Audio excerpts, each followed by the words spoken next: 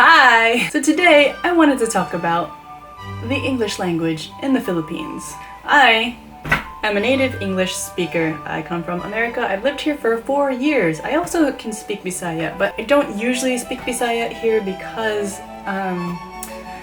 whenever I do, people like stop and change the subject to my accent. Whatever I was talking about, it's like nobody cares. Nobody. It was dismissed because everyone's now focused on my accent. Anyway, what I wanted to talk about today are English words that mean something different in Philippines than they do in America. A bunch of Filipinos don't realize this, but the English language is different around the world. Americans also sometimes forget that words mean something different in different countries, so it's not just a Filipino thing. For example, in the United States, in the East, the word for very is often mad. And in the West, the word for very is often hello. Hello. I'm not cool enough to use either of those words. That's like slang. That's not really. Okay, another one, a better one is in the Southish. Like, it's like if this is America here, on this sides and this sides, whatever, we call this beverage that has sugar and carbonation and stuff like that, we call it soda. Like, that's a generic word, soda. If you go more north, mid-north, like near Canada, and in Canada too, they call it pop. I guess because there's lots of bubbles and the bubbles pop. Anyway, we're not talking about America. We're talking about Philippines because I'm in the Philippines and this channel is about the Philippines, so forget America. Actually, don't forget America because it's half about America.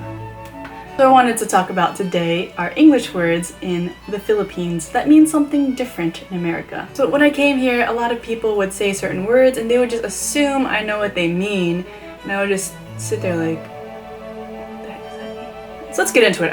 I'm going to give you 4 words. Most of the people will think that the Americans know what they're talking about. It's in the English language in the Philippines. And then maybe I'll make a part 2 if I can think of other ones.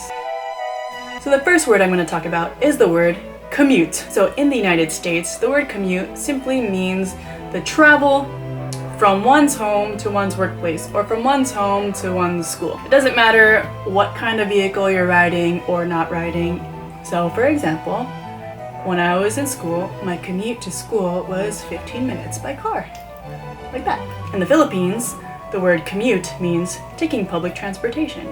So for example, I'm like hanging out with some people at the mall and my friend comes up and says, "Hey, how's it going?" And I'll be like, "Hey, how'd you get here? Did you drive here?" And they'll be like, "No, I commuted." I'm like, oh. And like, you know, it's really easy to kind of like figure out that it means public transportation, because what else could it mean? That one's not that interesting, but I found it confusing. Number 2. This one's funny. Okay. The words as in. My first few years here, I keep people saying like as in, as in, as in. But in America, in American, okay, when I say American, I know a lot of people are like, oh, American is a language. American English, okay, American is short, whatever. I'm beside it now, alright? I like my shortcuts. So American, as in, is like as is used as a conjunction and in is a preposition. So for example, like, how do you spell your name? Oh, well, it starts with a B, as in banana. You know what I mean? Like, it's just like a grammatical thing. In the Philippines, as in, mostly pronounced as in. That means like, really? Or like, oh, like, super, like, definitely. Like I was so, like I was so mad as in Jude, whatever. Well, I don't know, that's how they use it here in Bisaya. In Cebu. I'm not sure if it's the same in the north or the south. I don't know. I live in Cebu. In case you didn't know that, I live in Cebu City. So that's why. So if you're from outside of Cebu City, you might be like, what the heck is she talking about? If you live in Cebu City, you also might be like, what the heck is she talking about? Comment below if you're like that, because I'm not an expert at this. Okay, the next one. It's a very common thing. The word slippers. In America, slippers are usually, they're like indoor shoes, but not shoes isn't even like, footwear. Indoor footwear, they're usually soft and fuzzy, snuggly, often to keep your feet warm, maybe to keep your feet clean, but we don't have, for some reason in the States, I mean like, people wear their shoes all over the house, but when you walk around barefoot, your feet are still clean. Here, it's like so common to take your shoes off outside, at the doorway, but then when you walk around the house, your feet are black. I don't really get that. In the Philippines, slippers are anything that you can slip your foot into very easily. It doesn't have a back strap, so you just like slip it and out. In America, we call them more flip-flops. And the last one, which is the funniest one, the word napkin. United States of America, a napkin is what you use to wipe your face if you got food on your face. So it looks similar. It's like this. You take a bite of your burger. In the Philippines, a napkin is one of these. It's a feminine we call them, in the States we call them pads. It's a feminine product. What's the proper term for it? Feminine maxi pad? Whatever. So back in 2014, a group of Americans came from Corazon Puro, which is the start of my Pure Heart mission, by the way. And we went on an outing down south of Cebu. And so to make things nice, the Corazon Puro team wanted to also set the table and make this nice, make it nice, make it like family style. In America, these are standard for every meal, every place setting even. It's just standard. Or to have them within reach. If you're in the Philippines, it's like, if you got it, that's great. If a restaurant has it, that's great. If a restaurant doesn't have it, then that's not surprising.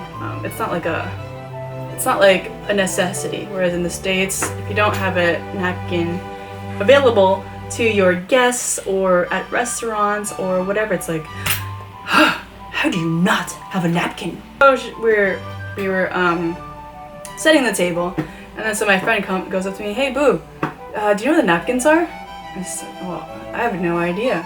So I went to the kitchen where they were still cooking and stuff, and they had bought groceries and stuff like that, and I went to a local Filipina friend here, and I was like, "Hey, do we have any napkins?" She looked at me like, "Why are you asking here? This is not an appropriate place to ask." She didn't say that, but she gave me that look of confusion. She's like, "Oh, check in the CR." CR is the bathroom, or the restroom rather. And I was like, why would I check in the CR? So that's all I have for today. Languages are something that's really interesting to me. I really like seeing the little nuances and differences and how meaning things evolve. English in the Philippines came from the Americans, and then how it evolved into its own. Filipinos now have their own version of English that is just different. And so another note, oftentimes Filipinos are embarrassed by English. Filipinos get that wrong. It's not wrong, because Filipino English is correct. It's English. It's just that here in the Philippines, we use English differently than we do in America. But both versions are correct. Just like in England, they use some words and they pronounce some words a certain way that is different from the way we pronounce it and use it in America. But we can go back and forth arguing who's right and who's wrong, but it doesn't matter as long as to your people it's understandable.